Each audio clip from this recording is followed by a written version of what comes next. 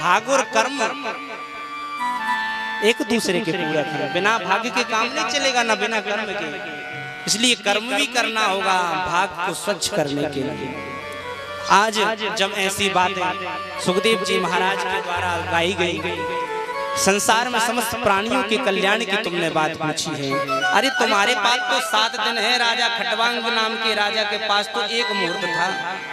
1 मुहूर्त में जब उनने भगवान की प्राप्ति कर ली तो तुम तो 7 दिन में भगवान को पा जाओगे। ऐसा सुंदर भाव परीक्षित जी का आया। परीक्षित जी ने प्रश्न पूछा, भगवान अब मैं आपसे कुछ प्रश्न पूछना चाहती हूँ, भगवान संसार को कैसे बनाते हैं? तब सुखदेव जी महाराज ने सृष्टि रचना की कथा सुनाई है। संसार में कुछ भी नहीं था, केवल जल और जल था। नारायण भगवान उस जल में शयन करते थे। नारी यानी जल, अयन यानी घर। जिनका जल में ही घर हो उसको नाम नारायण। एक दिन सोचा क्या करें, कुछ बनाए। तो जो भी कुछ बने भगवान बने, जो भी कुछ बनाए भगवान ने बनाए, और जो भी कुछ बने भगवान ही बने। ऐसा वर्णन आता है। सुखदेव जी महाराज कहते हैं आज भगवान ने सृष्टि की रचना करी। 4 प्रकार की सृष्टि भगवान ने पहले रचना करी है। अंडज, स्वेदज, उद्भिज और जरायुज।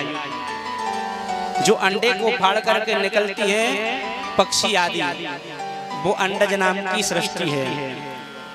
उद्भिज नाम की सृष्टि वो है जो जमीन को फाड़ करके कीड़ा मकोड़े निकलते हैं। स्वेदज नाम की सृष्टि वो है जो खटमल आदि पसीने से पड़ जाते हैं। और जरायुज नाम की सृष्टि हम सब हैं, पशु और मानव। ये जरायुज नाम की सृष्टि है जो जरा में लपट कर होते हैं। ऐसे भगवान ने सृष्टि की रचना करी। अपने नाभि से कमल को प्रकट किया। कमल पर ब्रह्मा जी का प्रादुर्भाव हुआ। ब्रह्मा जी चारों तरफा देखने लगे तो 4 मुख पैदा हो गए। वो हम कौन हैं? ब्रह्मा जी को पता ही नहीं है हम कौन हैं। लगे हैं चिल्लाने, ओ हम। कुछ पता नहीं चला।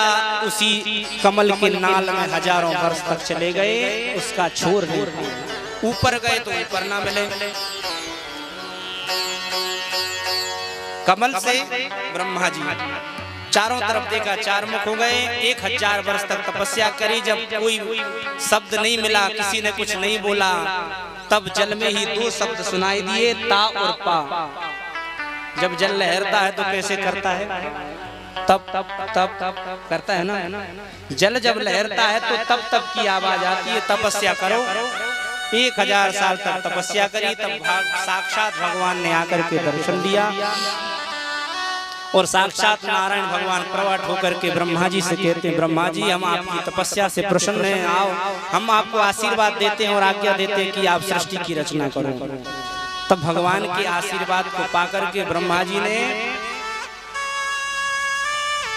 पहले नंबर की सृष्टि प्रारंभ की। भगवान ने भगवान के 24 अवतार के पहले अवतार 4 ऋषियों को मन से प्रकट किया। सनक, सनंदन, सनातन और